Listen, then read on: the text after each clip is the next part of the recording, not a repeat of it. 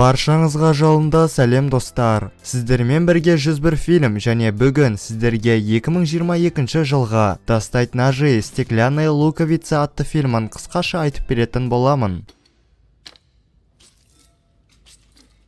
Майлз атты миллиардер достарына арнап құпия жәшіктер жібереді. Достарының арасында ғалым, супермодель, YouTube-блогер және губернатор бар. Майлз жіберген жәшік оңайлықпен ашыла қоймайды, сондықтан төртеуі бір-бірімен ақылдасып жәшікті ашып көрмекші. Сондағы сюрприз Майлздың жеке аралында өтетін тағы бір құпия ойынға жолдама екен. Төртеуі аралға барамыз деп қуанып жүргенде, бесінші жәшік тағы бір әйелге келеді. Бірақ та ол жәшікті басқалар сияқты ойланбай, сол жерде балғамен сындырған болатын. Осы кезде Бланк атты детектив карантиннің кесірінен ваннада Among Us ойнап отыр. Ойында да жолы болмаған соң, оған күтпеген жерден Майлздың құпия жәшігі келеді. Осылай детектив Бланк басқа да қатысушыларды жағада күтіп тұр. Қалғандары бір-бірімен таныс болғандықтан детективті араларынан бірінші рет көруде. Енді қатысушылар қайыққа отыратын кезде ойынның соңғы қатысушысы Энди Брент келеді. Басқалар оны жақтыра қоймайды екен, өйткені кезінде ол Майлздың бизнес серіктесі болыпты, бірақ та арада жанжал шығып, екеуі бәрін тоқтатқан болып шықты. Ал қатысушылар оның осыншама ауыр сөздерден кейін Майлздың шақыртуын қабылдайды деп ойламаған болатын. Аралға келген достарын Майлз өзі күтіп алады. Енді миллиардер достарына кішігірім экскурсия жасап, әйнектен жасалған үйін көрсетуде. Достары үйге жайғаса бастағанда Майлз детективпен жеке сөйлесуді шешті. Сөйтсе ол шын мәнінде детективке ешқандай шақырту жәшігін жібермеген екен. Бланк мүмкін біреу жәшікті қайта орнына келтіріп, маған жіберді ме деп ойлап тұр. Бірақ та Майлз ақыры оны да ойынға қосатын болды. Бассейнде қатысушылар блогер Дюктың пистолетті өзімен үнемі алып жүргеніне таң қалады. Бланк болса әрқайсысымен сөйлесіп, олар жайлы ақпарат жинауда. Майлздың айтуынша, осы жердегінің бәрі өз алдына кәсіпкерлер екен. Сонда әңгімені Энди тоқтатқан еді. Оның айтуынша, кезінде әрқайсысы банкрот болғанда оларға көмек қолын созған Майлз болатын, және содан бері олар Майлзбен қарым-қатынасты үзгілері келмейді. Аралда жүрген Бланк қатысушылардың әңгімесін тыңдауда. Модельердің көмекшісі Майлзды жақтырмайтын болып шықты, ал блогер Дюк қызының қалай Майлзбен көңіл көтергенін бақылауда. Кешкі асқа жиналған достарына Майлз әркімнің талғамына қарай сүйікті шараптарын береді. Ал детективке арнайы заказбен алынған өте ашты соус түсті. Үйдегі заттардың арасында Мона Лиза портретінің оригиналы да бар. Кішкентай дыбыс шықты ма, суретті әйнек қоршап қалады. Миллиардер оны Франция президентінен бір аптаға алған болатын. Есесіне Францияға қаржылай көмек көрсетуде. Келесі аптада Майлз теңіз суынан алынатын ең арзан жанармайды әлемге таныстырмақшы. Бірақ та ғалым оған толықтай қарсы, өйткені жанармай әлі ешқандай тексерісті өтпеген екен. Майлздың айтуынша, тексеріс дәл қазір өтіп жатыр. Мына үйдің бәрі сол жанармай энергиясының арқасында істеп тұр. Үстел басында миллиардер достарына ойын тәртібін түсіндіреді. Ойын бойынша Майлз күтпеген жерден өліп қалады, ал қалғандары оны кім өлтірді соны табулары керек. Бірақ та бәрін алдын ала түсініп қойған детектив не болатынын айтып ойын шырқын бұзады.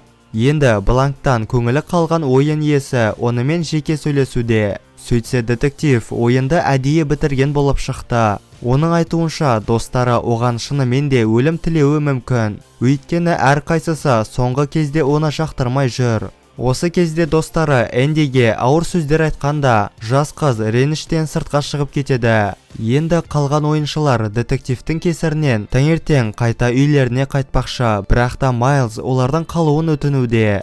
Бір кезде Дюк телефоннан қуанышты хабарламаны көріп Майлзға көрсеткен болатын. Осылай Майлз достарына тос айтып шарап ішкенде, күтпеген жерден Дюк шараптан уланып жерге құлайды. Ал детектив оны құтқарып үлгере алмады. Енді бұл арал қылмыс орны болғандықтан олар полицияны күтуде, ал полиция аралға тек таңертең жетеді екен. Детектив бәріне бөлмеден шықпауды ескертеді. Сонда Майлз Дюк ішкен стаканнан өзінің есімін көреді. Осыған қарағанда біреу оны шынымен де өлтірмекші болса керек. Енді детективтен көмек сұраған Майлз достарынан қатты күдіктенуде, өйткені аралда олардан басқа ешкім жоқ. Бланк Дюктың қалтасынан телефонды және оның үнемі өзімен алып жүретін пистолетті де табатын емес. Енді Майлз біреу атып өлтіреме деп қорқып тұр. Өйткені ойын режимі бойынша сағат 10-да барлық аралда жарық өшеді екен. Сол кезде қорыққаннан бәрі жан-жаққа қаша бастайды. Майлз коридорда достарынан қорқып жүр, ал детектив Эндиді кезіктіргенде белгісіз біреу қараңғыдан қызды атып түсірген болатын. Ал Бланк дененің қасында көз жасын ұстай алмай тұр.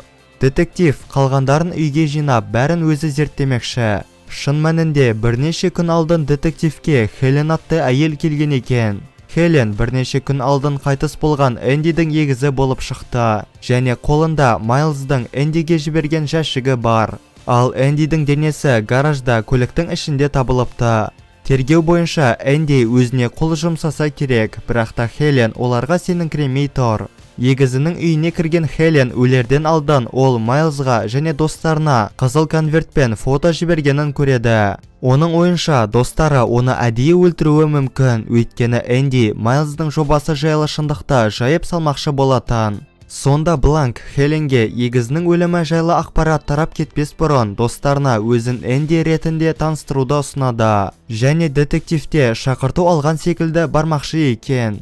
Хелен саяхатқа бір күн қалғанда егізінің көйлегін киіп шашын боятады. Оның айтуынша кезінде Энди бірінші болып Майлзды басқалармен таныстырған болатын.